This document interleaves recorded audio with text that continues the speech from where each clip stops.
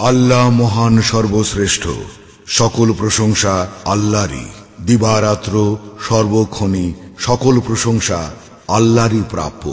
এই মহান বাণী প্রথম উচ্চারণ করেছিলেন আমাদের মহানবী হযরত মুহাম্মদ সাল্লাল্লাহু আলাইহি ওয়াসাল্লাম।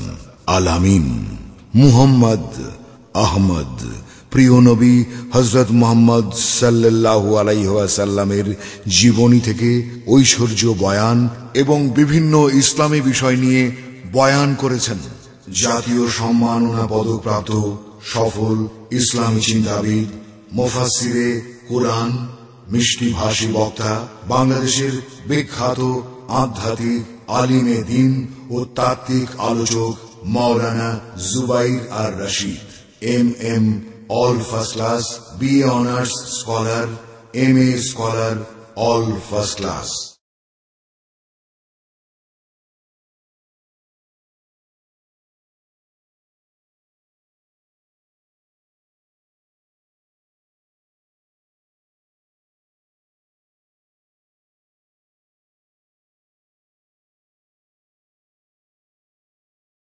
صلوا عليه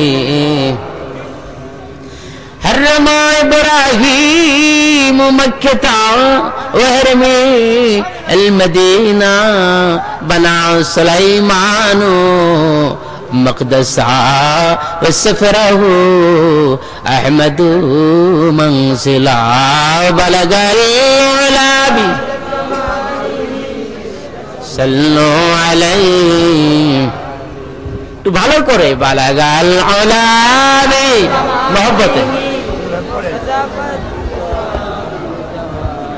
হাসানাত জামিউ সালিহি সাল্লু আলাইহি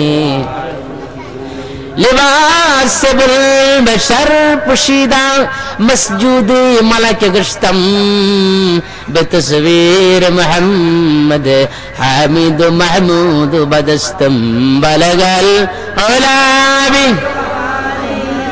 كشف الدجى بجماله حسنت جميع خصاله صلوا عليه اللهم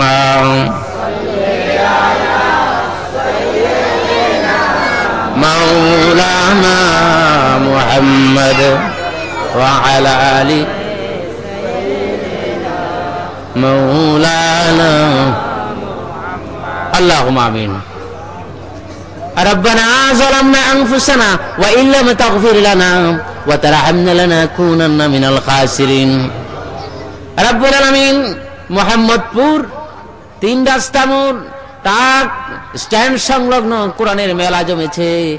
জীবন ভরা বহু মুনাজাত করেছি, আজকের মুনাজাতকে তুমি ফেরত দিও না। আমার যেই ভাইরা আয়োজন করেছেন আর আমার যেই ভাই বোনেরা শোনার জন্য এসেছেন, আমাদের সকলের গুনাহ তুমি মাফ করে দাও আল্লাহ গো। আমাদের সকলকে মানুষের মতো মানুষ বানাই দাও ও আমার আল্লাহ। আর আমাদের পিতামাতা জানাম কবরে আছে, আর আযাব দিও না, শাপ দিও না, বিচ্ছু দিও না। আমরা যারা সন্তানরা আছি, আমাদের অকাল মৃত্যু দিয়া পিতামাতার কলিজায় আগুন লাগাইও না আল্লাহ গো। আর আমাদের আপনজনেরা যারা বিদেশে আছে, সখী সালামতে রাই করে আমার আল্লাহ। আর যেদিন মসজিদের পালকি আমাদের দুয়ারে চলে আসবে, আমি চিরজীবনের জন্য ঘুমিয়ে যাব। আমার মৃত্যু মুহূর্ত দেখে আমার আপনজনেরা কাঁদবে, আমি ঘুমিয়ে যাব। আমার সন্তান আমাকে মা মা বাবা বাবা বলে কাঁদবে, আমি অভিমানে ঘুমিয়ে যাব। আমাকে 4 জনে ধরে কবর নিবে, 2 জনে ধরে গোরস্থানে নিবে, না জানি আমার অবস্থা কি হয়ে যায়। ঠিক সেই দিন আমাদের জবানে ওই মিষ্টি মধুর কালিমা জারি করে দিও, লা ইলাহা ইল্লাল্লাহু মুহাম্মাদুর রাসূলুল্লাহ। প্রথমেই কালিমাতুশ শুকর আদায় করছি যে আল্লাহ পাক আমাদেরকে এখানে আসার এবং বসার সুন্দর তৌফিক দান করেছেন। আমরা বলছি আলহামদুলিল্লাহ। তাহলে আমরা কি করলাম? আল্লাহ পাকের কালিমাতুশ শুকর আদায় করলাম, তাই না? আমরা তো শুকর আদায় করি না, আলহামদুলিল্লাহ বলতে চাই না। কারণটা কি? কারণ আলহামদুলিল্লাহর কত মর্যাদা এটা আমরা বুঝি না। যদি বুঝতাম তাহলে ঠিকই বলতাম। আমাদের আদি পিতা হযরত হাওয়া আলাইহিস সালাম, অনেকে হাওয়ারে মা কয়, অনেকে দাদি কয়, কেলাহুমা জায়েজান, দুটোটাই জায়েজ। মারহাবা বলেন। সৌদি আরবের একটা এলাকা আছে, তার নাম হচ্ছে জিদ্দা। জিদ্দা মানে আল্লাহ তাআলা আকাশ থেকে হযরত হাওয়াকে এই জায়গায় পাঠিয়েছেন, এই জন্য তার নাম হচ্ছে জিদ্দা। জিদ্দা মানে দাদি। জিদ্দা মানে কি? আরবের লোকেরা হযরত হাওয়াকে দাদি বলে ডাকতো, এই জন্য এলাকার নাম হচ্ছে জিদ্দাতুন মানে দাদি।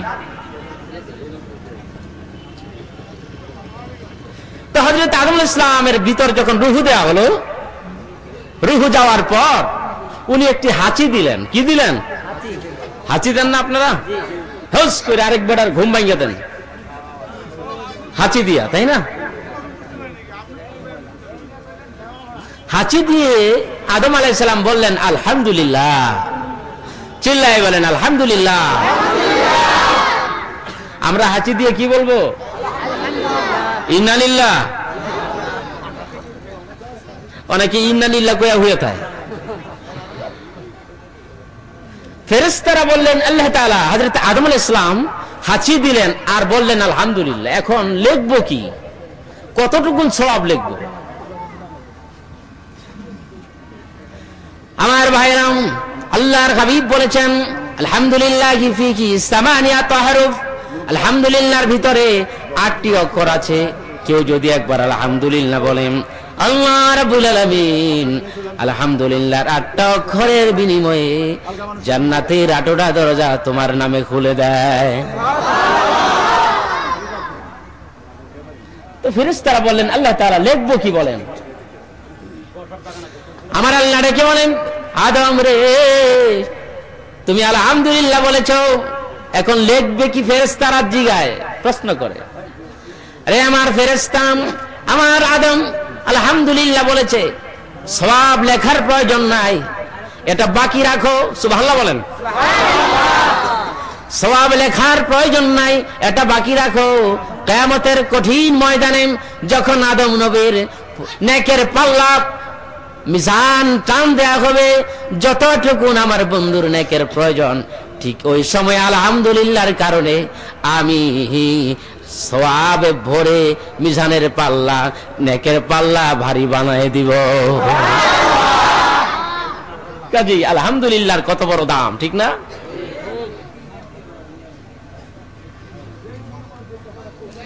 আমার ভাইরা, এই জন্য আমার আল্লাহ বলেন, ইন্না হাদাইনাহুস সাবিলা ইম্মা শাকিরাও ওয়া ইম্মা কাফুরা।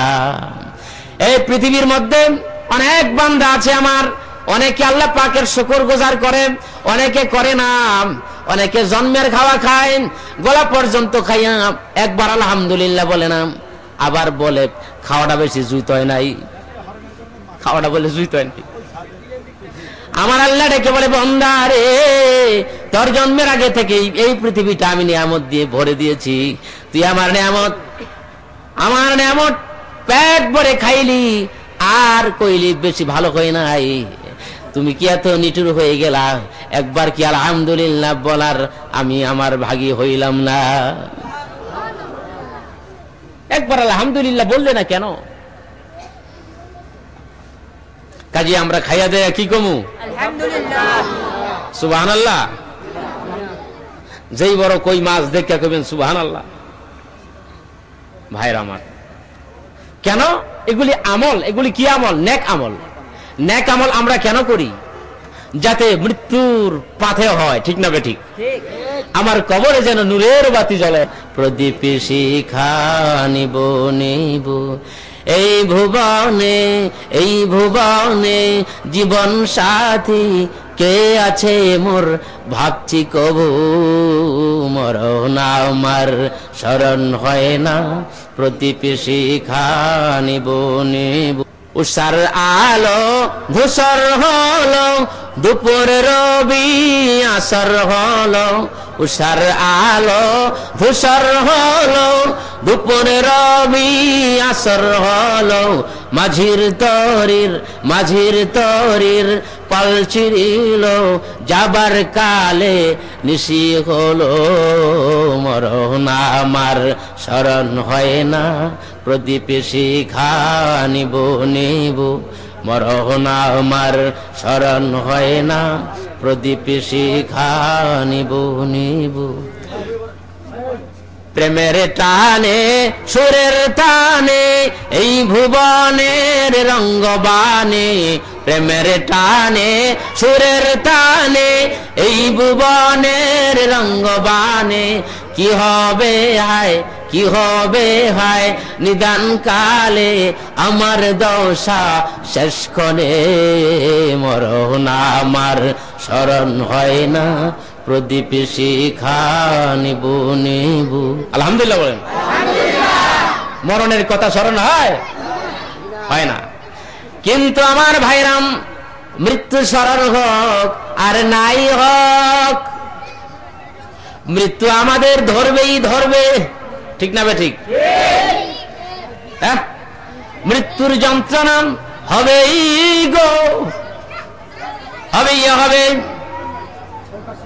আল্লাহ পাক কোরআন মাজিদের মধ্যে বলে দিয়েছেন, ওয়াজাআত সাকরাতুল মাউতি বিল হক যালিকা মা কুনতা মিনহু তাঈদ। যতই ভাগতে চাও ভাগার কোনো জো নাই, there is no escape from death. মৃত্যু আসবে। আমরা মৃত্যুকে, মৃত্যুর চিন্তা ছেড়ে দিয়েছি, কিন্তু আজরাইল কি আমাদের ছেড়েছে? ছাড়ে না। লা ইস্তাখিরুনা সাআতাও ওয়ালা ইস্তাকদিমুন। এক সেকেন্ড আগেও নয় পরেও নয়, যথা সময় নিয়ে যাবে। আমি অনেক সময় বলি, দুই বন্ধু নদীর কিনারা দিয়ে যাচ্ছে, ভালো করে শুনেন। তো এক বন্ধু নজর করে দেখে নদীর স্রোত দিয়ে কম্বলের মতো কি জানি যায়, কম্বলের মতো কি জানি একটা যায়। বন্ধুর কুনি দিয়া গুতাটা কয়, বন্ধুরে কয় ওই যে কম্বল যাইতেছে। বরিশাল ছিল রয়েছে তো, মানুষের কম্বল বাইশের দিকে আগে পড়ছে আর কি। কম্বলটা কি একটু লই আই, তুই দাঁড়া। কয় ঠিক আছে। গুতাটা নদী ফেলাই দিয়েছে, সাঁতরায় কম্বল ধরতে গেছে।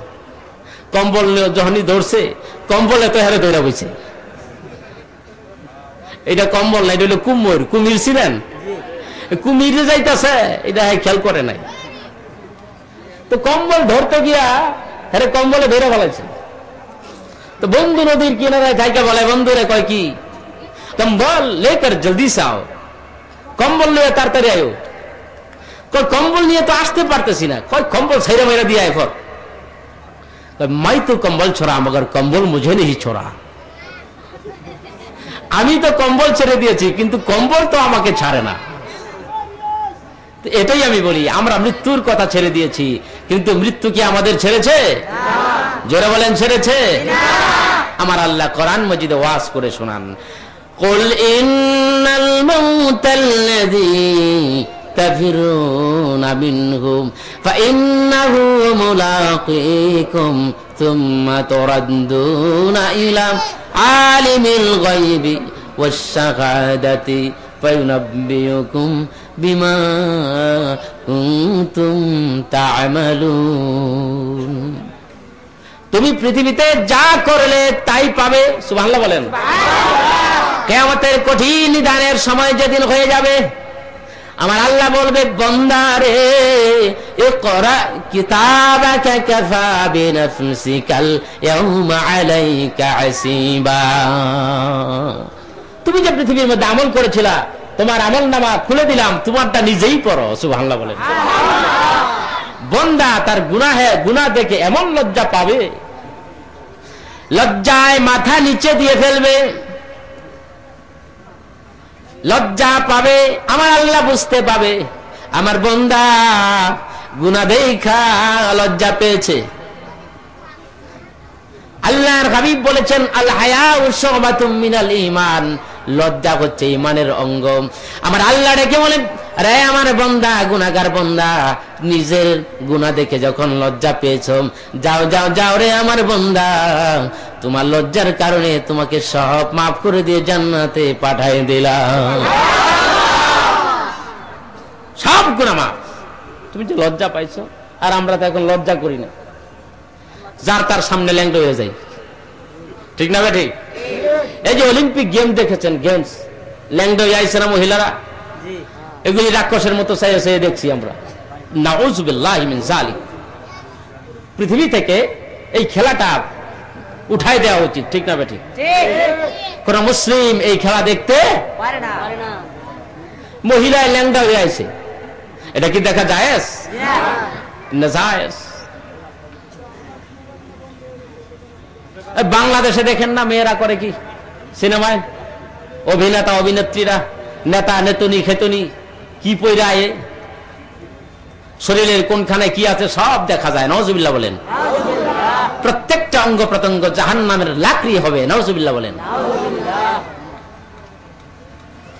কাজেই মৃত্যুর কথা স্মরণ করতে হবে, আমার পুলসেরাতের পুরের কথা স্মরণ করতে হবে, আমার কবর মিজানের কথা স্মরণ করতে হবে, ঠিক না ঠিক?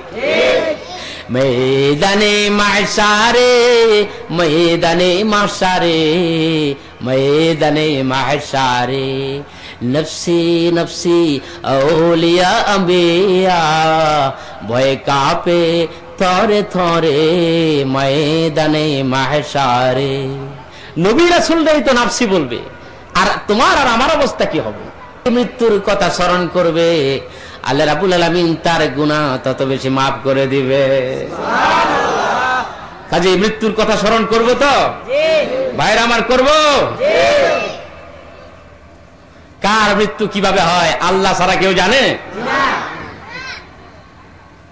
আশার আলো আমরা জ্বালিয়েছি, আশার প্রদীপ জ্বালিয়েছি, কিন্তু আশার প্রদীপ কে নিভিয়ে দিবে? কে নিভাবে? উপায় আছে? সারাসারি ফখরুদ্দিনে ছাড়বো? যে বেটি ভিক্ষা করে এই বেটিতে ছাড়বো? তাজরিল ইসলাম মুসা নবীকে ডেকে বলেন, ইয়া নবী আল্লাহ, হে আল্লাহর নবী, আল্লাহ তাআলা আমাকে পাঠিয়ে দিয়েছেন। কই কেল লাগা? কয় আপনার জানটা কবজ করবো। কয় দিকে আজ্ঞা। আইছে দইরা একটা থাপড়ই মারছে, চোখ মুখ বার করে মানে কানা বানাই দিছে। দৌড়াই আল্লাহর কাছে গিয়া কয়, আল্লাহ কয় কি? কয় এই চাকরি আমি আর করতাম না। কয় দেখো মুসা নবী আমার থাপড়াইয়া করছে কি। আমার আজরাইল, যাও আমার বন্ধুর কাছে যাও, আমার বন্ধুকে গিয়ে বলো যে ঘোড়ার উপর সবার হয়ে দ্বীনের কথাগুলি বলেন, এই ঘোড়ার উপর যেন হাতটা রাখে, হাতের নিচে যতগুলি পশম থাকবে, যতগুলি পশম থাকবে এতদিন আমার বন্ধু পৃথিবীতে বাঁচতে থাকবে। জোরে কোন সুবহানাল্লাহ। আজরাইল ডেকে বলেন, ইয়া নবী আল্লাহ, আমি আসতে চাইছিলাম না, আপনি আমার থাপড়াইছেন, তারপরেও আসছি। কয় কেল্লে গাইছ? আজরাইলে মনে করছে আবার থাপড়াইব। কয় আসছি আপনার বন্ধু, আপনার আল্লাহ বলে দিয়েছে আপনি যেই ঘোড়া বা গাধার উপর সওয়ার হয়ে দ্বীনের কথাগুলি বলেন, এর উপর আপনি হাত রাখেন। বলে কেন? হাতের নিচে যতগুলি চুল বা পশম পড়বে এতদিন পর্যন্ত আপনি পৃথিবীতে বাঁচবেন। মুসা নবী কয় তারপরে কি? কয় তারপরে ওই যে 10 জনের যেটা আপনার ওইটা। হযরত মুসা নবী বলেন, আজরাইল রে, তাহলে নয়, তাই নয়, তাই নয়, আমি আর দেরি করব না, আমার বন্ধুর কাছে আমি মিলনের জন্য আমি মাসেক হয়ে গেছি। সামনে গিয়ে দেখে একটা কবর, কত সুন্দর একটা কবর, কবর খনন করা হয়েছে কিন্তু লাশে পাওয়া যায় না। সুবহানাল্লাহ বলেন। হযরত মুসা নবী ধীরে ধীরে কবরের ভিতর পা নামালেন, নামাইয়া মনে মনে বলে শুয়ে দেখি কবরটা কেমন। এই কবরের ভিতর সবার যেতে হবে, সবার একটু শুয়ে দেখি কেমন লাগে কবরের ভিতরে। হযরত মুসা নবী কবরের ভিতর পা রাখিয়া শটান হইয়া লম্বা হইয়া একটু শুইলেন। হযরত মুসা নবী বলে বড় ভালো লাগে, জান্নাতের সুঘ্রাণ আমি পাচ্ছি। আমার আজরাইল কই রে, এখনই আমার জান নিয়ে যাও, এখনই আমার জান নিয়ে যাও। হযরত আজরাইল ডেকে বলেন, হে আল্লাহর নবী, আপনি এত নরম হয়ে গেলেন, নিজের কবরে নিজেই শুইলেন। হযরত মুসা নবী বলে, আজরাইল রে, মৃত্যু থেকে যখন রেহাই নাই, তাহলে আর দেরি করে লাভ কি? সুবহানাল্লাহ বলেন। ইমাম গাজ্জালি একটা কিতাব লিখেছেন, কিতাবের নাম আত-তিবরুল মাসবুক। কিতাবের নাম তিবরুল মাসবুক। উনি লিখেছেন রাজা বাদশাদের জন্য, এই গরিব গারা পাবলিক টাবলিকের লাই না। কারণ একটা রাজার কারণে, একটা প্রেসিডেন্টের কারণে পুরা দেশে ভয়াবহ দুর্ভিক্ষ নেমে যায়, মহা মুসিবত নেমে যায়, সুখের বন্যা বয়ে যায়। ঠিক না বেঠিক? আমার ভাইরাম, রাজা বাদশার আল্লাহরে ভয় কম পায়, কারণ হেগো পিছে পুলিশ আছে, র্যাব আছে, মিলিটারি আছে, র্যাব আছে, ক্যাব আছে, কোবরা আছে, বুরকা আছে, কত কিছু আছে, কালা পোশাক, ধলা পোশাক, চকরা ফাকরা পোশাক। আমার ভাইরাম, রাজা বাদশারা ভয় কম পায়। এই জন্য আল্লাহর হাবিব বলেছেন, প্রত্যেকটা রাজা বাদশাহ, দেশের মধ্যে যতগুলি প্রজা আছে, যতগুলি নাগরিক আছে, জনসাধারণ আছে, তাদের পরে যদি জান্নাতে যায় তাহলে তাদের পরে নেওয়া হবে। হযরত সুলাইমান আলাইহিস সালাম এবং হযরত ইউসুফ আলাইহিস সালাম সমস্ত নবীদের পরে জান্নাতে যাবে। কারণটা কি? ওরা দেশের প্রেসিডেন্ট ছিল, এই জন্য। আমার ভাইরা, চুপচাপ করে শুনেন, চুপচাপ করে শুনলে আল্লাহ পাক রব্বুল আলামিন রহমত নাজিল করে। আমি আপনাদের সামনে এমন একটা আলোচনা নিয়ে আসছি, যে আলোচনা শুনলে মানুষের গুনাহ মাফ হয়ে যায়। মৃত্যুর কথা শোনালে মানুষের গুনাহ মাফ হয়। আমার ভাইরা, রাজা বাদশাদের বেলায় ইমাম গাজ্জালি একটা কিতাব লিখেছেন, আত-তিবরুল মাসবুক, সত্যিকারের সম্পদ। আমার ভাইরা, উনি লিখেছেন, একটা রাজা যদি ভালো হয়ে যায় পুরা দেশের জন্য রহমত, আর একটা বাদশা যদি, প্রেসিডেন্ট যদি খারাপ হয়ে যায়, আল্লাহ পাক রব্বুল আলামিন সেই দেশের উপর গজব নাজিল করে। এই দেশে মহিলারা যে ব্যাপারটা ভাবে চলছে, গজব যে কবে আয় রে বাবা, বলা মুশকিল। প্রাইমারি স্কুল থেকে শুরু করে একেবারে সংসদ পার্লামেন্ট পর্যন্ত মহিলাদের আসন সংরক্ষিত। মহিলারা থাকতে হবে পর্দার ভিতরে। কোথায়? পর্দার ভিতরে থেকে আপনি সব করতে পারেন, কিন্তু বুরকা ছাড়া আপনি দৌড়ান কে লেগা? আমার ভাইরা, এক রাজা ঘোড়ার উপর সওয়ার হয়েছে, ওজিরকে ডাক দিয়ে বলে, ওজির রে, আমার মনে চায় একটু আমি ভ্রমণে যাব, একটু ভ্রমণে বের হব। ঠিক আছে, কি করতে হবে? সবচেয়ে দামি ঘোড়া আমার জন্য সাজায় দাও, আমি ঘোড়ার উপর সওয়ার হব। ঘোড়ার উপর সওয়ার হয়ে আমি এলাকা পরিদর্শন করব। সুবহানাল্লাহ বলেন। ঘোড়া সাজাই দেয়া হলো।